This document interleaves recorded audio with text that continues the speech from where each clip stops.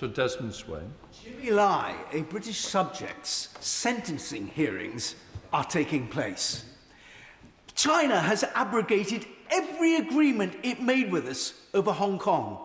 Yep. What outrage would China have to commit for us to deny any demand that they made? The minister said he could not distill our relationship into China down to one word. Oh, yes, we can. It's a very big word, Mr. Speaker. It's no. Yeah. Minister. Mr. Speaker, the UK condemns the politically motivated prosecution of Jimmy Lai. No state can bully and persecute the British people for exercising their basic rights.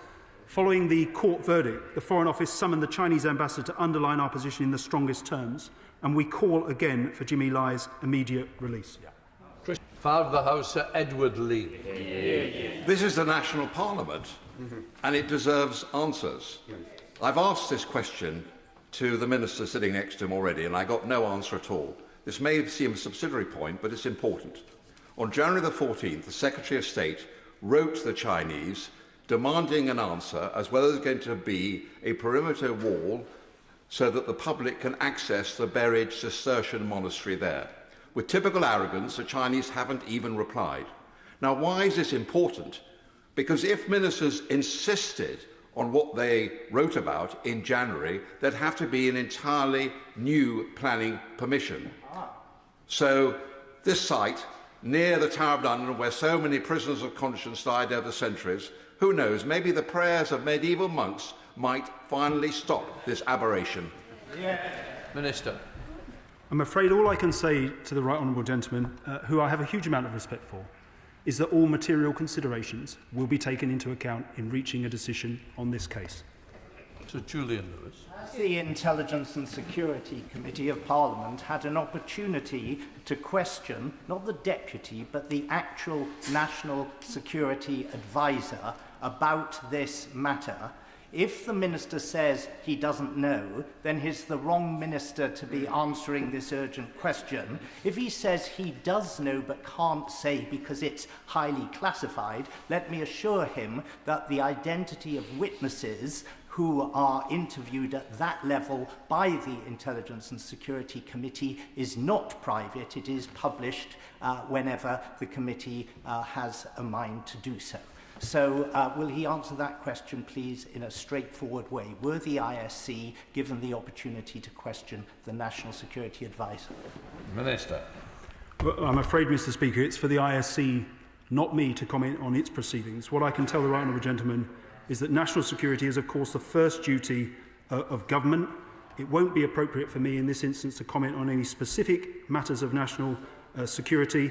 But as I continue to repeat, all relevant planning considerations will be taken into account when making a decision on this case. Christine Jardine. Thank you very much, Mr. Speaker. The Minister is very artfully avoiding answering the question which my constituents in Edinburgh West, Hong Kong Chinese, Muslims, Tibetans, all over this country want to know, and it's not about the planning process. They are concerned about their safety, about the security, and that the redacted photographs show just how close a foreign country is to critical communications cables. That is their concern, that they want to know that they are safe and that this government is taking that into account. That is the question we want to ask. Please don't tell me about the planning process. Minister. With all due respect to the Honourable Lady, this is an urgent question in relation to plans that are part of a planning process. Now, I understand her frustration, but it was precisely to secure the information in question that a reference back was made to the parties on the 6th of August, and her constituents, Mr. Speaker, can be reassured that all material considerations will be taken into account by the relevant minister when a decision is made on this case. David Reid. Thank you, Mr. Speaker. To make the same mistake repeatedly is a form of stupidity. And as a country, we keep doing the same thing. So if we cast our mind back to the debacle with Huawei, we let the Chinese Communist Party essentially into our 5G network. We didn't listen to our national security advice, and we stopped and we pulled back. We've done the exact same with civil nuclear. We are making the same mistake again. So at what point does the Minister, who has responsibility for this, he can step in, he can pull the plug on this, at what point do they wake up and realise that we are just making the same mistake again? Minister. Planning ministers will make a decision taking into account all material planning considerations. Lockhart. Mr. Speaker, the proposed Chinese embassy includes a subterranean facility just centimetres from cables carrying highly sensitive financial data. Any hostile intelligence service designing an espionage target would struggle to find a better location. Northern Ireland has learned that strategic assets must not be put at unnecessary risk for the sake of diplomatic symbolism. National security cannot be an afterthought. At a time when this House voices concerns about foreign influence online, we must also confront the real-world threat of hostile states exploiting our critical infrastructure. Will the Minister do the right thing and agree that national security should trump planning and therefore say no to this? Minister. Mr. Speaker, I simply can't provide a running commentary on what is a live case, but I can assure all honourable members that national security is the first duty of government generally, and that all relevant planning considerations will be taken into account when making a decision on this case. Schroebel. Thank you, Mr. Speaker. The Minister has recognised that China poses significant threats, and yet this government is prepared to welcome this Trojan horse of an embassy in the heart of our city, so close to the link system. Now, he talks about material planning considerations, but that means balancing developing needs with community impact, ensuring the development aligns with local and national policies, and site-specific details like heritage, like the father of the house mentioned.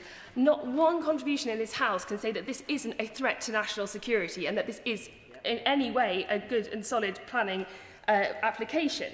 So how can this government be so naive to accept it? Minister. No decision has been made on this case. Thank you, Mr. Speaker. It is very disappointing to get a technocratic history lesson rather than answer to the meaningful question. Exactly. 208 secret rooms and a hidden chamber just 1 metre from cables serving the City of London and the British people. That is what the unredacted plans tell us that the Chinese Communist Party has planned for its new embassy if the government gives them the go-ahead. Indeed, we now know they plan to demolish the wall between the cables and their embassy, cables on which our economy is dependent, cables carrying millions of British people's emails and financial data, an access that would give the Chinese Communist Party a launchpad for economic warfare against our nation. The Home Office and the Foreign Office say security concerns have been addressed. So I put to the Minister, had any minister seen these unredacted plans before the Telegraph uncovered them? And if not, why not? Was Parliament misled when we were told that all documents were publicly available? Is it true that in December a briefing was given to Five Eyes partners on these risks? And does the Minister really have no concerns at all over plans to install heavy ventilation equipment parallel to these cables? What is that for? If the government is as shocked as we are today on this, have the ministers already called in the Chinese ambassador to explain these secret rooms? Yeah. And if not, why not? The embassy would create a daily headache for our security services. What confidence can we have that the CCP's technological capabilities can be contained for a decade, let alone 10? I have consistently asked the government to require the Chinese to pay for any rerouting of cables if they're going to give this the go-ahead. So will the government commit to that today? The Prime Minister, we understand, is planning to visit Beijing this month. Is it true the embassy will be approved this week? That the Prime Minister plans to reward the Communist Party, holding a British national hostage, torturing him in confinement, who put spies at the heart of our democracy, is bad enough. To turn up with a gift in hand begging for handouts is beggar's belief, because Labour promised a new relationship with China, yet UK export goods are down 23%. Surrendering our security for Chinese trade was always a bad policy, but surrendering our security while exports plummet is frankly insanity. The government can claim today that they had no idea about these secret rooms, and we will take them at that word, but they cannot now say they have no power to protect us. Protect our economy, protect the British people, deny the Chinese Communist Party their embassy. Minister. Thank you, Mr. Speaker. I thank the Shadow Minister for her questions. I'm obviously not going to comment on speculation in the press. When it comes to the specific case that's before ministers, at the application stage, it was a matter for parties what information was put forward for consideration, and it was a matter for Tower Hamlets what information was put on the planning register and the inquiry website.